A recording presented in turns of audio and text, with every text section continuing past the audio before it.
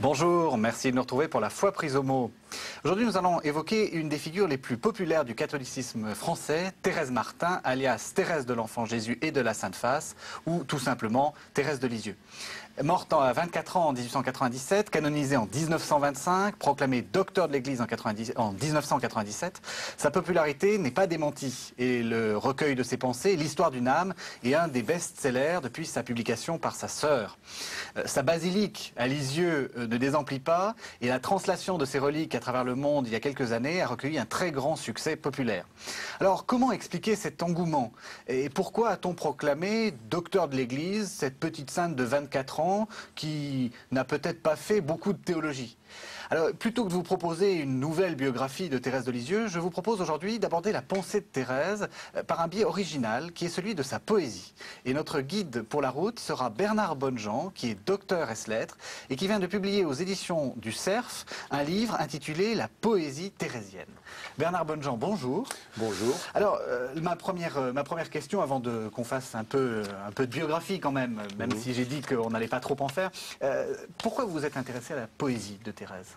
Bien, je me suis intéressé à la poésie thérésienne à partir du moment où je me suis intéressé à la poésie catholique. C'est-à-dire, j'avais décidé dans les années 95 de faire un DEA, un peu tardif, mais mieux vaut tard que jamais, sur les poètes catholiques. Et je me suis rendu compte quand même que parmi ces poètes catholiques, il y avait un nom qui n'était jamais cité, et une poétesse qui n'était jamais analysée, c'est Thérèse de l'Enfant Jésus. Je me suis dit qu'il y avait de bonnes raisons probablement à cela, et j'ai commencé à lire les poésies thérésiennes, et je me suis rendu compte quand même que, de fait, certaines ne valaient pas la peine d'être exploitées. Par exemple, ceux qui s'intéressent un petit peu à la poésie de cette époque-là se souviennent de son compliment que j'appellerais PN2, et qui est Pourquoi certainement... vous l'appellerez PN2 ? Eh bien parce que c'est comme ça qu'on a l'habitude de classer les poèmes, c'est-à-dire de PN1 jusqu'à PN54, c'est-à-dire poésie notée 1 à poésie notée 54, de 1893 à 1896 et 1897, plus PS1 à PS7, c'est-à-dire les poésies supplémentaires du numéro 1 au numéro 7, à peu près les mêmes dates. D'accord, donc tout est classé. Donc tout est classé, ça n'est pas Thérèse qui les a classés. Thérèse n'a rien planifié. On y reviendra quand on verra les origines et les sources. Voilà. Mais ce que je voulais dire, que justement, c'est que en analysant la poésie thérésienne, et surtout à partir de 1997, c'est-à-dire au moment où Jean-Paul II l'a déclaré docteur de l'Église, on s'est rendu compte tout de même que dans la poésie thérésienne, il y avait des chefs-d'œuvre qui sont notés tels d'ailleurs dans le discours du pape, c'est-à-dire Vivre d'amour, et l'autre Pourquoi je t'aime ô Marie. Ce sont de véritables chefs-d'œuvre. Alors, puisque je faisais un DEA sur les poètes, je me suis dit quand même que là, il y avait un poète à exploiter qui n'avait jamais été exploité. Et comme j'aimais beaucoup Thérèse, parce qu'une fois qu'on connaît Thérèse, on est forcé de l'aimer, et je me suis décidé à introduire d'une part Thérèse dans ma thèse de doctorat, et d'autre part à lui consacrer un livre à elle toute seule. Alors, on va essayer de revenir au poète, justement. Donc, Thérèse, elle est née au 19e siècle. Qu'est-ce qu'on peut dire de sa famille? Est-ce que vous avez... parce qu'on dit souvent le père Martin, sa mère qui meurt assez tôt. Alors, disons qu'il y a... je ne vais pas reprendre le poncif de l'iceberg, mais c'est un petit peu ça quand même. Il y a la famille visible et la famille invisible. Et je crois que chez Thérèse, d'après ce que j'ai compris, de sa poésie et de sa prose poétique, parce qu'on peut aussi parler de sa prose poétique, d'ailleurs manuscrit A, B et C, elle a plusieurs familles, mais en réalité, elle n'a qu'une seule famille. Bon, prenons les choses simplement. Bon, pour répondre simplement à votre question, La famille Martin, de fait, est composée d'un père et d'une mère, comme toutes les familles. Un père qui s'appelle Louis Martin et qui était horloger et qui va céder son fonds à la mort de sa femme, c'est-à-dire dans les années 1880, plus exactement. Oui, Thérèse est toute jeune à l'époque. Voilà, c'est ça. Au moment où ils vont quitter Alençon pour s'installer à Lisieux.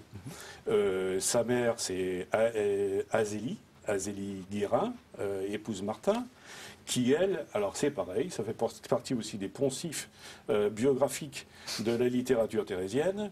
On la représente en dentelière. Il ne faut quand même pas se tromper. Azélie Martin ne faisait pas de dentelle. Elle était patronne et elle embauchait des dentelières pour faire de la dentelle d'Alençon. Mais elle-même, je crois, à ma connaissance, n'a jamais fait de dentelle. Elle faisait les patrons. D'accord.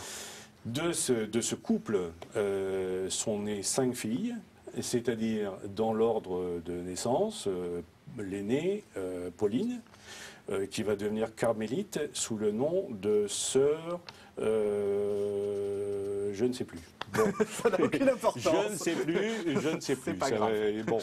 Elle est devenue carmélite. Elle est devenue carmélite, mais ce n'est pas la première, c'est l'aînée, mais ce n'est pas la première à être entrée au Carmel de Lisieux. Oui. Ça, c'est une curiosité.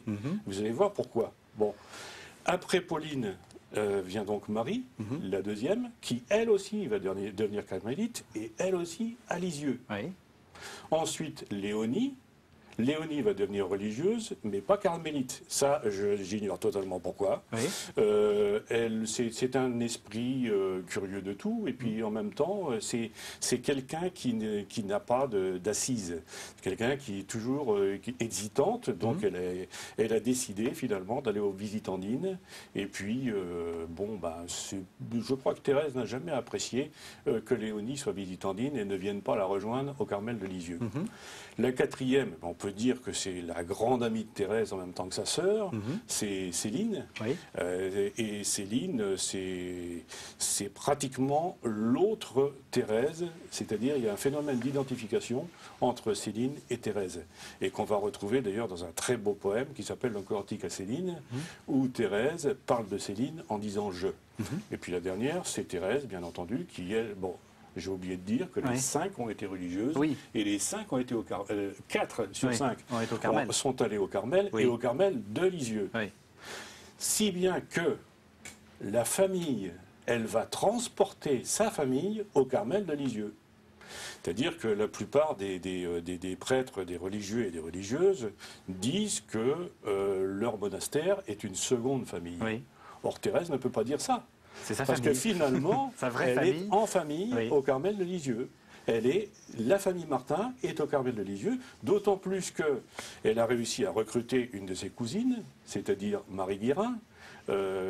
Et Marie Guérin c'est aussi une amie très proche, c'est presque une sœur pour Thérèse, va devenir elle aussi religieuse au Carmel de Lisieux. Alors sa vocation est très très précoce. Et même la vocation on cite ce fameux voyage où elle va voir le pape Léon XIII. C'est bien avant ça. Elle avait 2 ans. La première fois qu'elle a dit « je serai religieuse ». Mais est-ce que c'est pas un peu la légende là, le côté petite sainte, on va en parler tout ça. Il y a un côté Nièvre dans tout ça, non? Non, ça je ne peux pas laisser dire ça. Alors allez-y. Et je prendrai simplement comme preuve de ce que je dis un poème qui est très beau et qui s'appelle Mes armes. J'ai trouvé à peu près les mêmes motifs chez Verlaine. Et personne, je pense, n'osera dire que Verlaine est mièvre. Non. Ni dans sa vie, ni dans son œuvre. Non, absolument pas. Quand Verlaine parle de la chasteté, qui, chez Thérèse, est une arme, une véritable arme, quand Verlaine parle de la chasteté, on se dit « Oh, attention, Verlaine, le peu que j'en sais... » Il parle de ce qu'il ne connaît pas, premièrement. Oui. Et deuxièmement, il y a de fortes chances pour qu'il nous sorte des énormités. Or, quand le poème Chasteté est sorti je crois, dans Amour et non pas dans Sagesse, il a fait l'admiration de tout le monde. Et puis, bien sûr, il a fait rire les goguenards. Mais ça n'a aucune espèce d'importance. Oui. Et on retrouve ce que j'ai trouvé admirable, moi, Donc Verlaine, quand il l'a écrit, il avait tout son passé de débauché derrière lui. Oui. Et Thérèse a retrouvé exactement les mêmes mots dans son poème à propos de la chasteté. C'est-à-dire, et c'est là qu'on ne peut pas parler de mièvrerie, Thérèse voit une vertu quasi militaire dans la chasteté. Quasi militaire. Lorsqu'elle présente d'ailleurs son poème, elle cite le Cantique des Cantiques, c'est-à-dire un chœur dans un camp d'armée. C'est-à-dire que je crois qu'elle a été influencée notamment par Jeanne d'Arc. Jeanne d'Arc n'est pas mièvre à ma connaissance, puisque Jeanne d'Arc a quand même s'est battue. S'est battue, les armes à la main, armes dont on dit, enfin certains disent qu'elle ne s'en est jamais servie